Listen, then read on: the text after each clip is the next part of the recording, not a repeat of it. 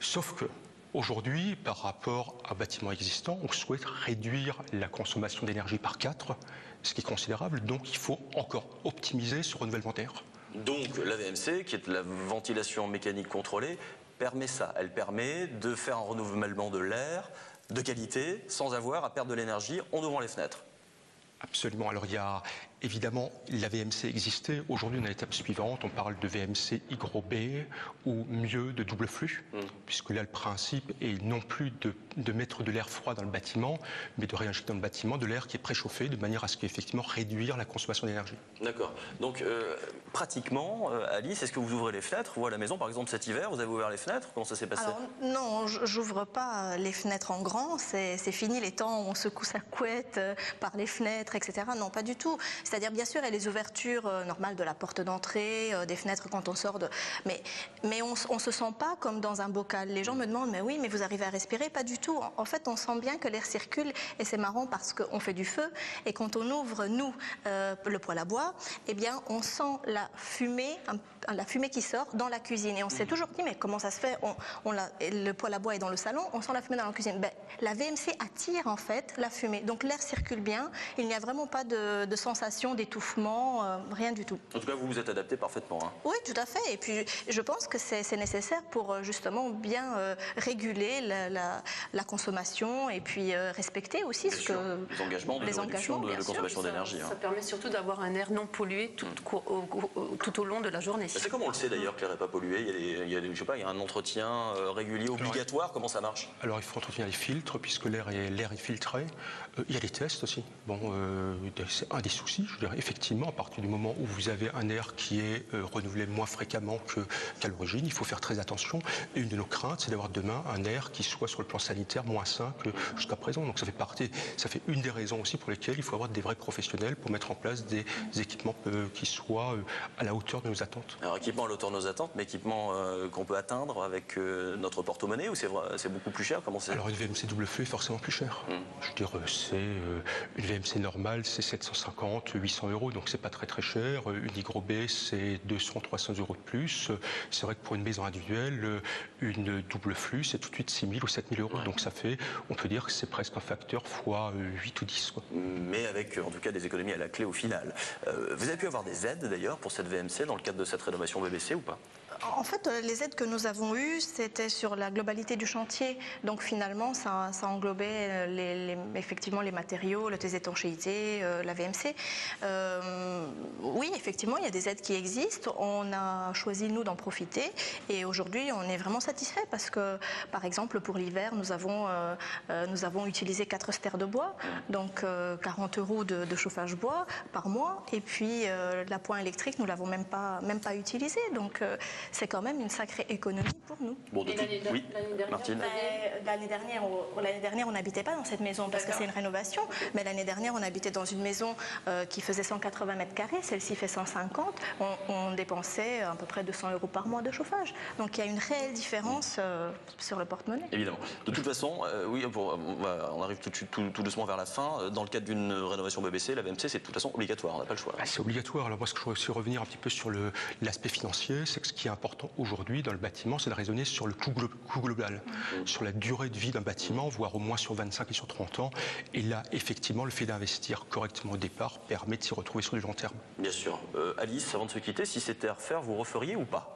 Oui. Ce chantier et cette maison en chantier, en BBC. Oui, mais pas tout de suite. Non, c'est un gros chantier. Je regrette pas de l'avoir fait en BBC. Je pense que c'est vraiment, ça correspond à un style de vie que nous menons, à une sensibilisation qu'on avait au départ. Et puis, je confirme qu'effectivement, c'est très agréable à vivre. Et puis, ça se ressent sur le budget. Donc, vous conseillez, vous êtes aujourd'hui une ambassadrice de la BBC. Oui, je pense que c'est vraiment, si on veut rénover, je connais pas la construction en BBC, mais si on veut rénover sa maison, je pense que ça vaut le coup de le faire, effectivement. Merci à tous, Philippe, Martine et Alice, de votre venue aujourd'hui autour de cette table et pour les informations que vous nous avez données. Je vous invite tous à regarder Ma maison en chantier. C'est sur Alsace 20 du lundi au vendredi à 19h25. Portez-vous bien. À très bientôt. Au revoir.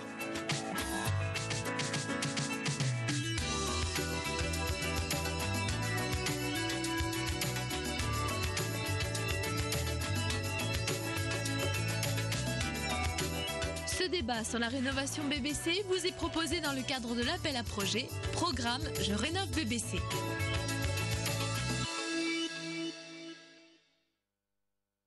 Leroy Merlin en Alsace vous a présenté les débats bâtiments basse consommation.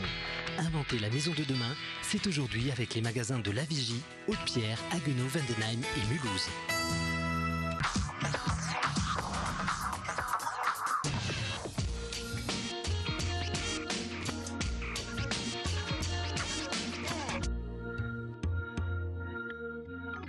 Salut, cette semaine Impulsion TV embarque à bord d'une belle allemande de 45 ans pour interviewer le groupe Nops.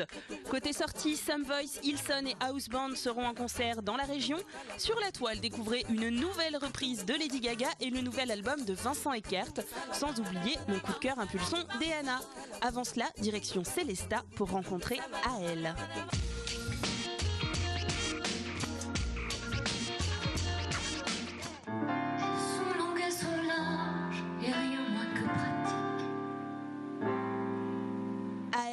C'est elle, Anne-Laure. C'est aussi un projet musical que la demoiselle nous présente chez elle, à Célesta. Elle, c'est une aventure qui a démarré il y a un peu moins d'un an de ça. Et c'est le fruit d'une collaboration, d'une envie entre moi, chanteuse-interprète, et puis une équipe à la base, Olivier Fuchs, un compositeur de Strasbourg, et puis Valère Kaletka pour la partie plus écriture. Donc ça faisait très longtemps qu'on avait envie de faire un disque, et puis cette rencontre s'est faite et on s'est lancé dans l'aventure voilà, il y a à peu près un an de ça.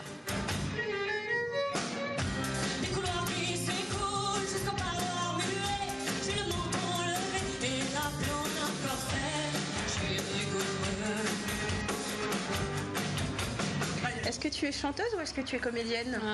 La question qui tue, ça. C'est la question impossible à répondre.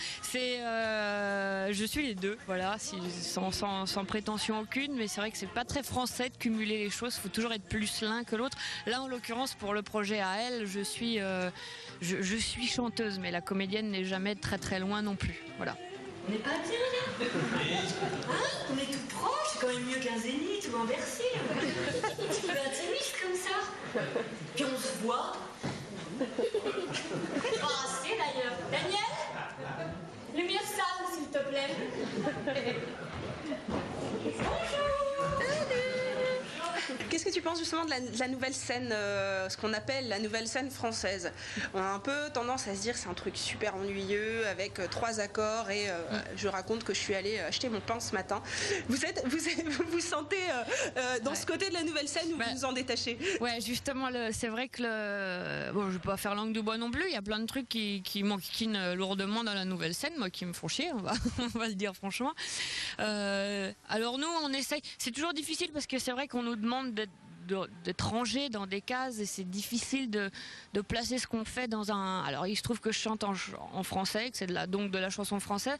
Après, c'est vrai que par exemple on a essayé d'avoir un attachement tout particulier à l'écriture des textes, c'est-à-dire que justement je raconte pas qu'on va acheter du pain comme tu dis, ou que je sais pas, que mon voisin est pas gentil, ou enfin des trucs un peu banals. En tout cas il y a un vrai attachement qui est apporté à la poésie des textes. On l'assume, ça pourra nous être reproché aussi, mais les textes sont assez littéraires et c'était important aussi ce goût-là, justement ce goût du beau texte, du beau mot, de la belle phrase, pour essayer par contre toujours d'être dans une proximité avec le public et puis que ces textes aussi puissent rappeler quelque chose aux gens et que ça fasse écho en eux forcément. Choisis de vivre loin de moi, placer le secret de ma bouche.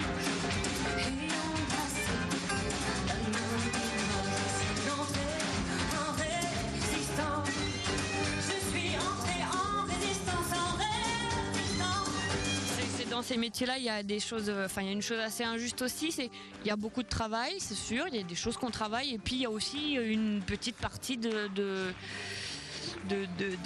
dîner quoi qu'on a ou qu'on n'a pas forcément, donc dans le travail qu'on fait artistiquement, c'est vrai qu'il y a toujours cet attachement-là à aller vers les gens, aller dans la proximité. Et moi, c'est vrai que c'est un gros plaisir pour moi d'être en rapport comme ça avec le public, quoi. Donc je vais les chercher, je vais les titiller un petit peu. C'est sûr que mon boulot de comédienne certainement doit m'aider aussi à avoir cette présence-là.